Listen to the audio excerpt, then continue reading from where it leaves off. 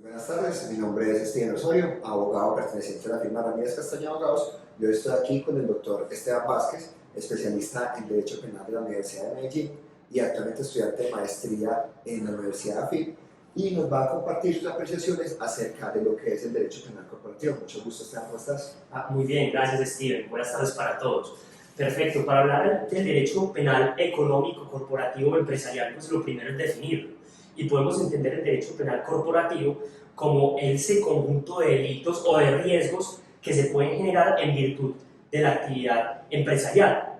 Adicionalmente eso, pues también me gustaría comentarte un poquito el origen de esto, porque es importante actualmente el derecho penal corporativo, y resulta lo siguiente, Steven, que actualmente en la sociedad, ante los avances de la tecnología y ante los avances del mundo económico, pues obviamente se generan un mayor número y mayor cantidad de riesgos.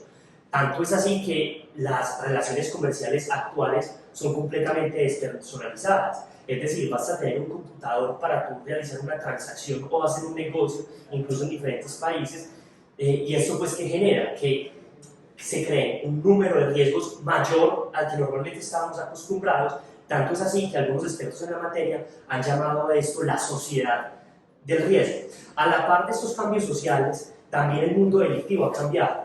Entonces la criminología, al estudiar estas nuevas modalidades delictivas que han surgido en virtud de los avances económicos, han acuñado la expresión los delitos de cuello blanco, Steve. Muy interesante lo que dices ahí, está, porque sí, uno ya en esta época moderna, uno ya en los negocios no conoce muchas veces a la otra persona, es una empresa que realmente no tiene una cara tan visible, son cifras muy importantes de dinero las que ya se tratan de manera internacional, como mencionas, y muy interesante en esos delitos de cuello blanco. Uno lo escucha en televisión, pero realmente uno no dimensiona qué es lo que abarca estos delitos de cuello blanco. Claro, primero, para hablar de los delitos en cuello blanco y en general de este derecho penal corporativo, pues sería bueno mirar que tiene unas características especiales. Lo primero, Steven, es que, por ejemplo, estos delitos de cuello blanco, este derecho penal corporativo, parte de algo, y es que ya no es tan importante el resultado. Es decir, en el derecho penal tradicional nosotros conocíamos que para que haya un homicidio tiene que haber un muerto. Lo mismo, para que haya un hurto debe ser que alguien le sustraiga a otro un bien nuevo. Pero digamos que ya en este nuevo derecho penal corporativo caemos al punto de que normalmente no se requiere el resultado, sino que el mero riesgo activa que se cometa el delito como tal. Y adicionalmente, Steven, pues bueno, no en pocas ocasiones, basta que ese riesgo se realice de manera culposa, es decir, generar un riesgo pero sin intenciones de. Y también en otras ocasiones, por el hecho de no evitar un resultado que surge de un riesgo empresarial, pues se podría incurrir en este tema del derecho penal y en la sanción penal. También es importante tener en cuenta algo, Steven, y es que acá ya en este derecho penal no protegemos tu patrimonio, mi patrimonio, tu vida, tu libertad, mi libertad, sino que ya entramos a proteger bienes jurídicos mucho más amplios, que son bienes jurídicos y derechos de todos, que vienen a ser bienes jurídicos supraindividuales de una u otra manera. Entonces, por ejemplo, ya nos empezamos a preocupar por el orden económico y social, ya nos empezamos a preocupar también por los derechos del consumidor, ya nos empezamos a preocupar por la propiedad industrial. Sus creaciones no van a ser solamente regulación y sanción de parte del derecho pues, que trata este tema de la propiedad intelectual, sino que también va a ser parte, algunos delitos van a ser parte del derecho penal, y de igual forma también tiene la competencia entre comerciantes, y la disciplina comercial también va a ser importante y relevante para el derecho penal económico. Entonces tenemos ya un foco un poco más amplio, más general, que a la vez hace que el estudio se dificulte un poco, pero también es un estudio bastante interesante. Doctor, entonces, si le entiendo, estamos pasando pues una mutación, está cambiando el derecho penal ahorita y estamos empezando como a proteger más la seguridad de la sociedad más que del individuo, ¿o qué opina usted al respecto? Así es, de hecho los expertos en materia han llamado esto la expansión del derecho penal, porque efectivamente protege cosas que antes no. Y mire, Steven, yo le doy por ejemplo un caso que es muy llamativo. Esto en parte genera un daño económico bastante grande. Por ejemplo, con el delito de lavado de activos, según reportes de la OIA, para el año 2007, la cantidad de billones que se llegaron a lavar en Colombia activos llegó casi a un poquito más de los 16 billones de pesos en un solo año. Entonces esto es una alarma y que nos dice mucho cuidado que hay otras fuentes delictivas que pueden generar mucho más daño que la criminalidad común, que los delitos contra el patrimonio económico que siempre conocemos como estafa, hurto, extorsión. Ya vemos que hay otros elefantes que generan unos daños bastante grandes al sistema. Yo creo que eso sí fue muy evidente ahorita, de hecho en la reciente pandemia vimos cómo la economía condiciona mucho a nuestra situación de vida, cómo una economía afectada pues nos afecta la calidad de vida de manera general a la población. Muy interesante ver cómo el derecho penal empieza a percibir también como la economía como una especie de bien social al cual todos tenemos como derecho a una determinada estabilidad. Así es, y de una forma muy imperceptible en ocasiones nos afecta a todos. Entonces, precisamente eso es muy importante. Steven, yo también te quería comentar algo, y era por qué motivo la empresa se vuelve como una causa de protección o se vuelve una causa en la cual nosotros vamos a poner en ojo nuestras investigaciones y nuestros estudios. A ver, Steven, pasa lo siguiente. La empresa produce riesgos y produce el producto, valga la redundancia, el producto final. Pero entonces vemos que para ese producto final se generan en varios procesos bastantes riesgos. Por ejemplo, una empresa a la hora de recibir capital puede incurrir en riesgos. Una empresa a la hora de contratar, incluso contratos simples con proveedores, puede generar riesgos. O también en el tema de la producción propia, pues de la materia que generalmente produce y vende, puede generar riesgos en la venta e incluso, Steven, muchas veces en los resultados de ese producto. Por ejemplo, sale el producto, tenemos unos desechos, ¿qué vamos a hacer con esos desechos? Ya todo eso en parte está regulado y en parte también podría, dependiendo del manejo que le des a esos desechos, incluso incurrir en responsabilidad penal. Acá voy a hacer una claridad que es muy importante. La empresa en Colombia no responde penalmente. No responde penalmente, responderá civilmente, administrativamente, en derecho comercial, en fin, pero penalmente, al día de hoy, no responde penalmente.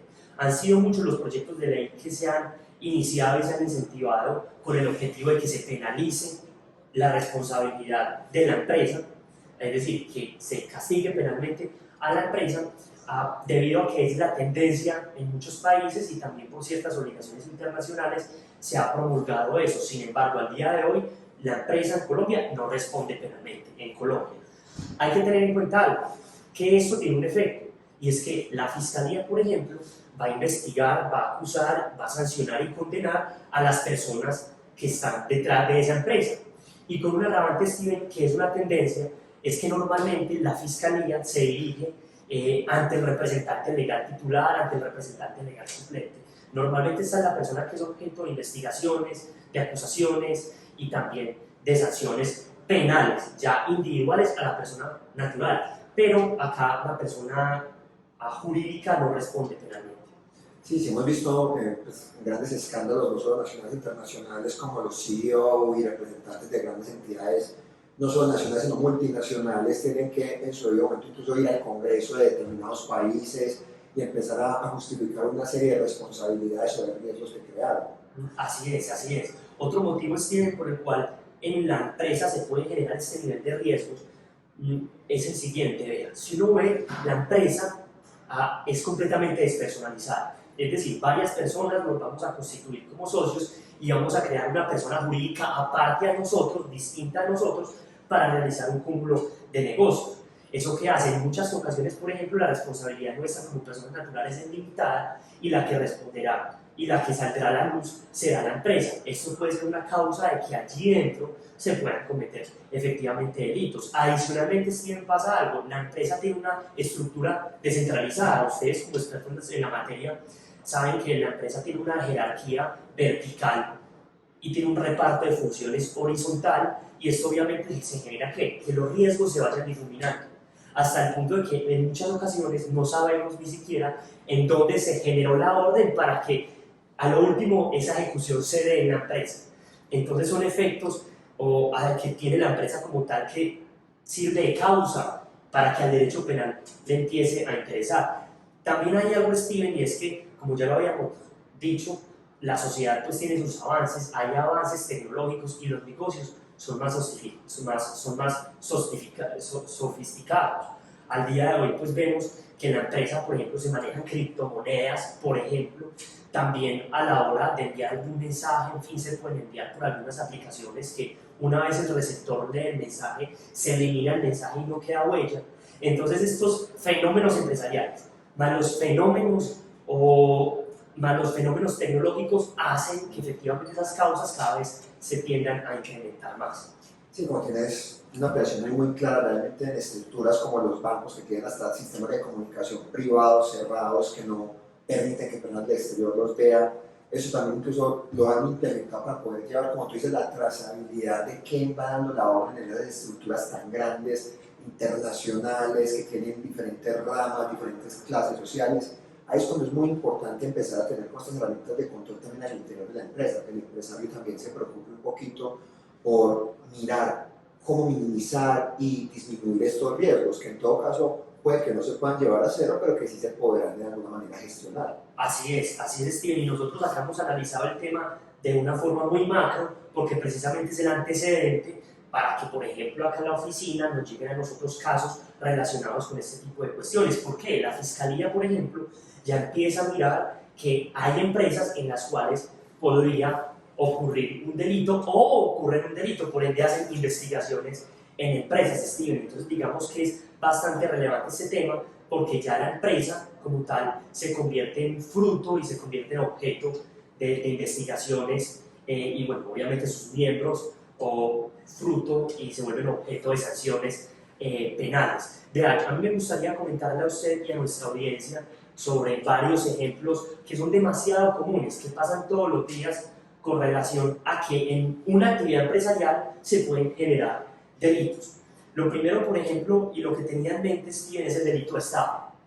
Supongamos, una empresa contrata con una persona, resulta que ese contrato por X o Y razón no se pudo llevar a cabo, hay un incumplimiento contractual, pero muchas veces ese incumplimiento contractual, si se generó por ciertas causas y si el negocio se generó, supongamos, por artimañas, disfraces, engaños, pues ahí podríamos estar hablando de una estafa, que pasa muchísimo justamente en la etapa de contratación de una empresa, tanto que la empresa, o al menos las personas de la empresa, sean victimarias o sean víctimas, por ejemplo, o de la estafa. Algo que también ocurre mucho, Steven, es el delito de omisión del agente retenedor. Entonces, digamos que la empresa que retiene dinero en virtud pues, de obligaciones tributarias no se lo da a la entidad competente dentro del término y dentro del tiempo para ello, pues se podría ver inmersa en una investigación y en este caso pues es un representante legal normalmente que es llamado a este delito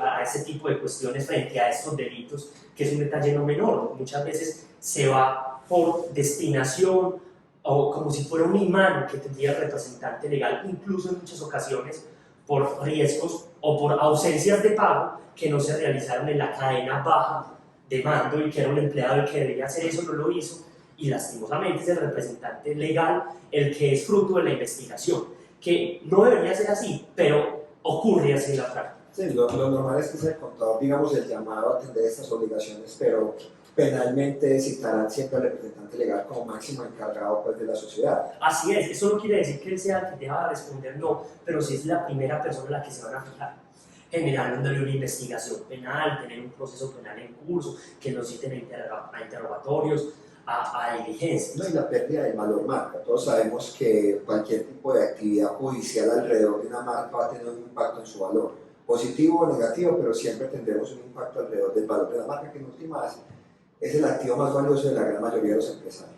Claro, así es, en esos días pues ya es el empresario el llamado a, dentro de su empresa, empezar a ver esos procesos o esos cursos riesgosos para intentar evitarlos y en caso tal de luego haber un proceso penal o haber un proceso incluso civil por temas de responsabilidad, el poder decir, veas que yo verifiqué, veas que yo busqué, veas que yo investigué, porque ¿qué pasa? Pues una empresa sale al mercado con ciertos beneficios, pero adicionalmente también tiene ciertos deberes y cierta responsabilidad frente a lo que allí se genere, no solamente frente a temas delictivos, sino también frente a temas, por ejemplo, como abusos laborales, incluso en otras ocasiones que ya sí son temas delictivos como abusos de carácter sexual a empleados o a empleadas de la empresa, que obviamente pues, el representante legal y las personas miembros de la misma tienen que estar pendientes de esta situación. Yo también le quería dar un ejemplo, Steven, y es relacionado con el tema de la administración de la empresa. Ya, Steven, cuando una administración de una empresa se realiza de forma indebida, se pueden incurrir en varios delitos. Por ejemplo, uno de ellos es el abuso de confianza, en el sentido en que ese administrador pues, se apropia de un bien que está en el manejo de él como administrador y él se apropia de ese bien. U otro que ocurre mucho es el delito de la administración desleal, en el cual el administrador pues, hace ciertos negocios que van afectando o que afectan a la empresa, entonces se dice que esa administración es desleal y le genera un perjuicio a la empresa, que ocurre en muchas ocasiones. Ya en este caso pasa a ser la empresa víctima de su mal administrador. Es bastante legal en este caso. Así es, así es. Y ahí pues hemos hablado de una u otra forma de casos comunes que se dan a diario con relación a este derecho penal corporativo. Nótese pues que la empresa, el lugar en donde se pueden generar este tipo de riesgos y de temas penales. De igual forma, Steven, pues también se me ocurre otra situación y es un presunto de lavado de activos dentro de la empresa. Digamos que es función, obligación de las empresas recibir capital para funcionar. En muchas ocasiones reciben dicho capital, trabajan con dicho capital pensando que ese capital es lícito, pero cuando menos se imagina, pues reciben una citación a la fiscalía de parte de alguno de los que están allí siendo citados a la fiscalía a hablar sobre un tema de lavado de activos dentro de la empresa. Adicionalmente, en muchas ocasiones también se genera la misma extinción de dominio, muchas veces por recursos que la empresa recibió pensando que eran lícitos, pero en verdad tenían un origen ilícito, y eso termina desencadenando problemas grandes y en últimas lo que tú dices frente al desprestigio de la empresa. Muy interesante eso que mencionas, es la extinción de dominio, porque recientemente en la nueva reforma tributaria expandieron esas capacidades de extinción de dominio, y yo veo desde el punto de vista del gobierno un interés mayor en poder, digamos, liquidar esos activos que van dándose por diferentes situaciones delictivas, porque realmente entra a la caja del gobierno y se empieza a volver algo pesado. Pues creo que muchos hemos tenido en el público la oportunidad de pasar por alguna construcción que ya se veía en evidente deterioro y que fue sujeta a extinción de dominio, pero que no se alcanzó a comercializar en el momento adecuado. Así es, y esto en últimas pues genera un riesgo muy grande y perjuicios muy grandes a las empresas que están siendo objeto de investigación, que para acabar de ajustar no es una investigación en la que vos te puedes defender de manera inmediata, sino que es una investigación lenta que la defensa se viene a hacer en mucho tiempo. Entonces, ¿qué pasa? Pues esto es una invitación a que las empresas prevengan todas estas causas que se pueden generar al interior de las mismas. Otra idea, por ejemplo, que se me viene y es el tema de la urbanización ilegal. La urbanización ilegal es un delito, ocurre muy seguido y consiste en la construcción sin el cumplimiento y sin el lleno de los requisitos legales. Entonces, es decir, la persona que tiene su inmueble y que dice que va a construir en un segundo piso, en un tercer piso, en un cuarto piso, sin tener los permisos adecuados para eso, pues efectivamente le podría generar un proceso penal y una sanción penal por ese tipo de actividades. ¿Sí? Muy interesante ahí, porque realmente uno ve que hay muchos tipos que están en el desconocimiento de las personas, que no saben la clase de responsabilidad que pueden asumir por, digamos, un proceso sencillo como llevar una vivienda. Creo que eso se acerca a la idea que nos decías un principio de estas sanciones, no tanto por un resultado lesivo, sino más bien por un riesgo que puede representar la construcción inestable, pues, derrumbes o otro tipo de daños que pueda causar a terceros. Tal cual, y era que eso también lo podemos ver de cara no solamente a una empresa, sino a personas naturales que va a desarrollar alguna actividad económica con el inmueble que tiene a su propiedad y empieza a construir, y efectivamente se ve uno de esos problemas. Para hablar de temas un poco más corporativos y más como de lo que ustedes trabajan acá en RC Abogados, les tengo un ejemplo, y es, por ejemplo, con el delito de la corrupción de alimentos. ¿Qué pasa, Steven? Supongamos, usted y yo tenemos una marca que produce, supongamos, quesos, que produce lácteos, que tienen que estar bajo ciertas condiciones de refrigeración. Resulta que usted y yo, para ahorrar dinero, decimos, venga, no vamos a refrigerar nuestro producto como lo deberíamos refrigerar para ahorrar dinero. Resulta pues que ahí se podría generar el delito de corrupción de alimentos, porque usted y yo, incluso de forma intencional, estamos decidiendo no refrigerar lo que debemos refrigerar. Por ejemplo, y incluso esto también puede generar daños a las personas naturales, individuales que lo consuman, intoxicaciones, en fin. También, Steven, pues es importante mirar el tema de la alteración de productos. Por ejemplo, usted y yo tenemos una estación de gasolina y vendemos como si fuera un galón lo que en verdad es medio galón. Ahí hay algo que es una alteración de productos que es penalizable, es perfectamente penalizable. Y también el ofrecimiento engañoso. Usted y yo tenemos un producto X o Y lo ofrecemos de forma masiva como en verdad el producto no es. Ahí también incurriríamos en un delito. Como usted dice, también hay parte de desconocimiento en las empresas frente a estos fenómenos que no solamente son disciplinarios y sancionables de manera comercial, sino que también de forma penal, que lastimosamente la empresa muchas veces no se dan cuenta de esto, sino hasta que está inmersa en un proceso penal alguno de sus integrantes por ese tipo de riesgos, Steve. Excelente, Esteban. Yo creo que nos has dado muchísima información el día de hoy para lo que es este tema súper interesante del derecho penal corporativo. La invitación entonces a que nos sintonicen en futuras transmisiones y que se acerquen si tienen alguna curiosidad, alguna duda o si se consideran víctimas de algún caso de los que nos expresó el señor Esteban, se acerquen a nuestra firma Ramírez Castaño Abogados para brindarles la mejor asesoría. Perfecto, Steven, que espera, lo interrumpo brevemente. Hay una nota que es muy importante con respecto al tema, y es que este tipo de derecho penal corporativo exige algo que es la interdisciplinariedad. Es decir, no solamente se exigen conocimientos de derecho penal, sino derecho penal, derecho tributario, derecho comercial, derecho civil, derecho público, que acá en la firma pues contamos con ellos, y también incluso no, se requieren conocimientos extrapenales, por ejemplo, conocimientos de contabilidad. En estos procesos normalmente se requieren informes contables y pues digamos que en RC Abogados contamos con las personas necesarias, con las capacidades necesarias para realizar de manera integral el estudio y solución de un caso de estos.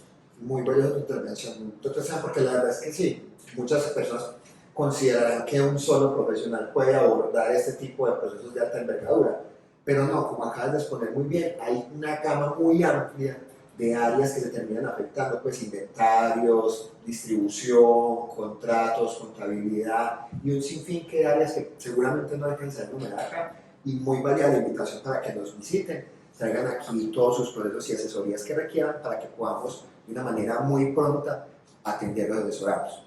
Muchas gracias por haber asistido. Una vez más, este fue un espacio patrocinado por la firma Ramírez Castaño Abogados. Muchas gracias por vernos.